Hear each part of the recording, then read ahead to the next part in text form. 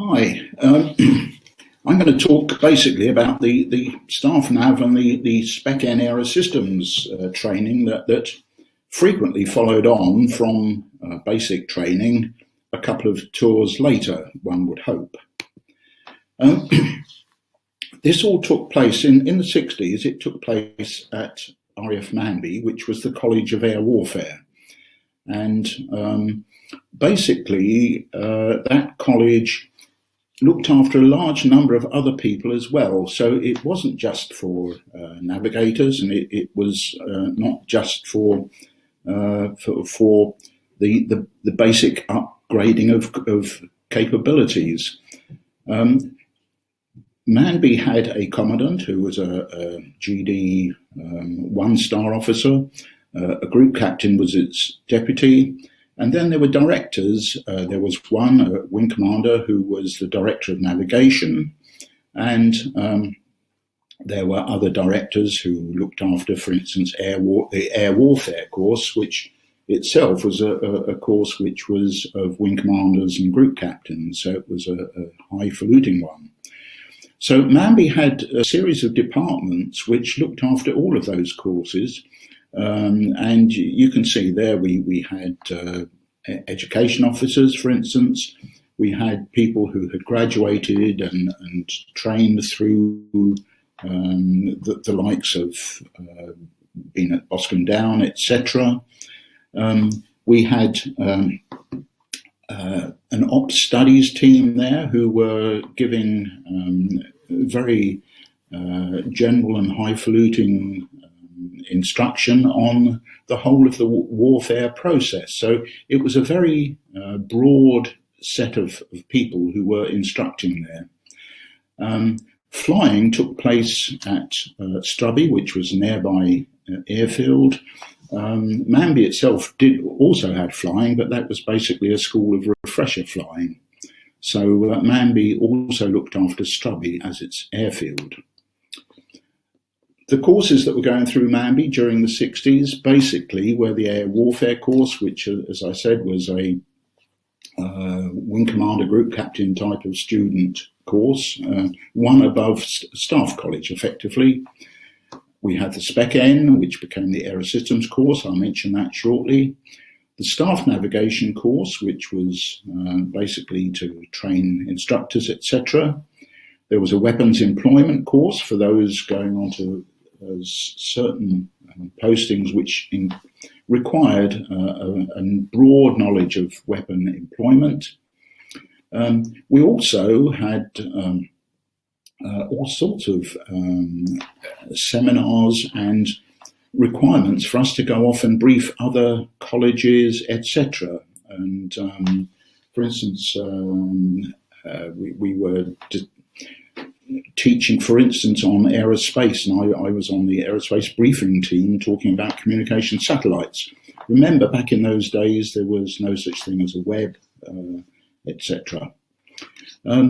We also there had a section which looked after air publications relating to navigation. So fundamentally, we produced a whole series of books. As I'd said, we didn't have such things as the web or anything else. Basically, we didn't have digital computers. And so we published all of these books, which were available to all sorts of courses. And Jeff Jefford, who, of course, we've heard of earlier, I seem to recall, was looking after the section which actually produced many of these for us. So, for instance, a book on electronic navigation aids could be of use to any one of those courses or to visiting people. And as I said, also published there was the flying manual, the AP 3456. I recall there was 7 different volumes of that, and each one of them was huge. You could hardly lift it up. And that was constantly updated by the expertise of the staff that we had on the college at the time. So it was very convenient that should happen. David has already talked about the aircraft that were used in training at that time. Strubby actually at the beginning of the 60s had Canberras, which those are 3 Strubby Canberras in fact in flight there, and also had the Varsity, which he was talking about. And much of the training flying was done in the Varsity, certainly during my day.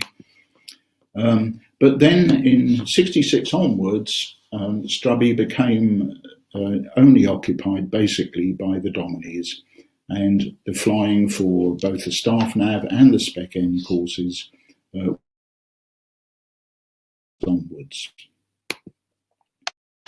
So the Staff Navigation course started off its life in 1949 from what was the Central Navigation School over at Shawbury, which itself had been the Empire Air Navigation School prior to that.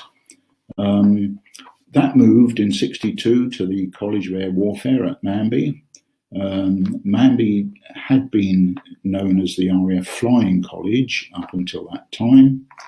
And then later in the 70s, in fact, Manby shut down and the college moved to Cranwell, the RAF College at Cranwell, and became the Department of Air Warfare there.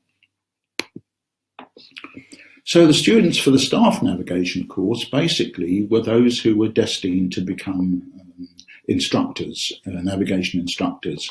That was the main aim of the course, was to teach them.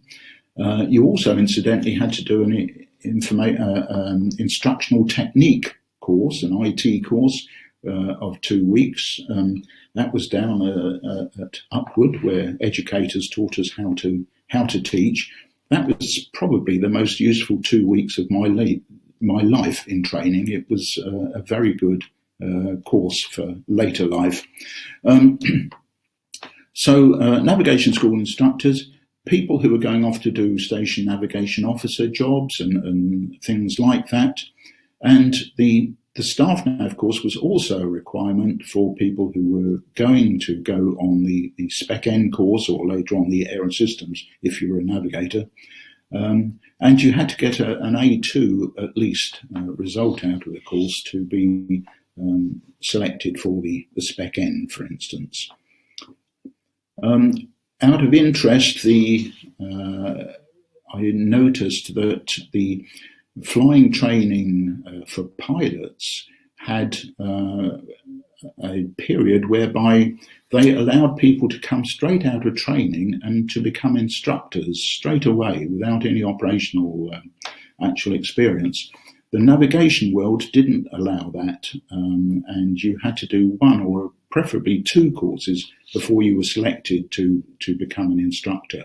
So at least you knew what you were talking about operationally in one way or another. A typical course had 16 students. It lasted for 4 months, and they came into to Manby every 2 months. So we had 5 or 6 courses each year. Two would be running simultaneously. And they did around about 40 hours of flying in the Domini, and it always finished up with an overseas trip of some sort, just to see, of course, what flying overseas was like for those that hadn't been used to it. And it was a nice way of finishing the course. Course number 100, because they started back in 49, course number 100 took place in early 1965. I myself was on course 111 course in the beginning of 67. The subjects that were taught or covered there, basically it was all of the sort of things that one might have done on basic navigation training, but it gave you a much broader view of life in the navigation world. And by the time you finished, you would know all about the quirks and the requirements for navigating in absolutely every different form of RAF flying. So you knew the problems of those who were on fighters, on the V Force, in the Transport Command, the Coastal Command. You learned all about all of their problems, their tribulations, and became a very, very much broader educated navigator, as well as a better one. And the flying exercises were quite complex. They included such things as pressure pattern flying, which probably none had gone through previously, grid flying for those who had never done such things. So we passed out a series of staff nav qualified people into the Air Force who were well qualified and went on to do good jobs, mainly as instructors. Coming on to the Spec End course then, that was formed in '46 from the Empire Air Navigation School, which was at Shawbury. It started off with a comparatively small number of students, and it lasted only 6 months. It gradually got longer, and the subjects gradually got broader, and it involved around about 100 hours of flying, which back in those days there was in things like Lancasters and Lincolns. So your ordinary flying could, the end of a trip could look like that. That actually was one of the Ares flights, but it did involve Ares flights anyway. But interesting to just go up in a Lancaster to do a flying exercise. By the time I got to 1952, number 11 course was formed at this new RAF Flying College at RAF Manby up in Lincolnshire. That course had 11 students. And then by 57, number 16 course had moved to 24 students. The course itself was run by a wing commander with 2 squadron leader flight commanders, as it were. And all the specialist instruction was done by the college staff, which, as I said before, was used for all sorts of different courses. So your expertise was already there. In 1965, there was a large meeting of very highly ranked individuals who decided that the course should basically be doing these things, looking at operational requirements, for instance, developing techniques, and also involved heavily in research and development programs. And just looking at, for instance, number 23 course, which was in 1965, then the course of 49 weeks was basically almost half and half on fairly hard, high-level maths, etc., and then going on to operational studies, the actual practicalities of what one was doing. It still involved, and the course had always been involved with the North Pole. And by, for instance, the mid-60s, it still was involved. But what was happening then was that part of the syllabus involved flying to the pole, usually in 2 separate flights with 12 students on each aircraft. And that was done in an external aircraft. A lot of the time it was done on Britannias when we still had them, and that was quite a trip. It used to be a 2-day round trip with a stop off usually at Thule, which is about 78 degrees north, and then up to the pole and back to usually the likes of Lyneham or Brize Norton. A very good trip, but an integral part of the course. So the last of the Spec End courses was in 1967, and here were the aims of the course at that stage of the game. It had gradually progressed. We had the formation and progression of operational requirements, development of nav systems and weapons, some policy, navigation training, and looking at standards. and the research and development world, the likes of the Boscombe Down, the Farnborough, the Bedford, Malvern, etc. And after that, the course ceased to be the Spec N course and became the GD Aerosystems course. And this was the first one of those, was in 1968. And this opened the course up to other aircrew and to non-aircrew as well, as it became. So it took on pilots, AEOs, etc., ultimately fighter controllers, air traffickers, etc. Still with a very similar sort of set of aims. And looking at these aims here, they were totally rewritten, but in fact, I checked all of these aims out against the previous aim of the last of the Spec N courses, and in every case I found actually that they were effectively identical. So they were still looking at operational requirements, development and evaluation of systems, looking at policy, training, etc., and standards, and looking at the techniques for operations. The course itself stabilised at 50 weeks. Interestingly, that represented 1,500 actual lectures, 6 a day, and a 5-day week was the standard. And you can see academics occupied a large amount of this time. And tasks, you had, for instance, a 10,000-word thesis that you had to write. Visits were extremely important. We visited almost all of UK industry that was involved with producing navigation type equipment.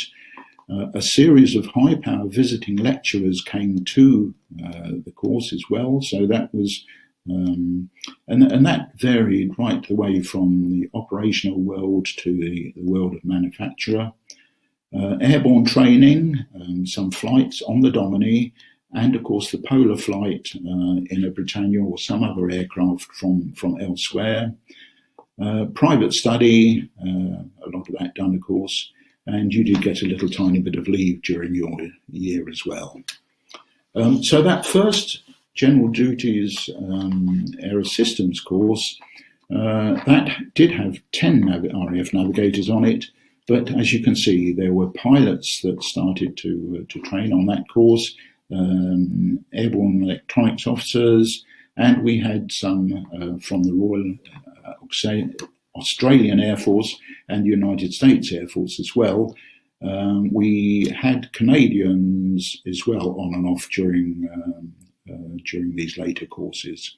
So it became quite a nice multinational course, and it wasn't all navigators.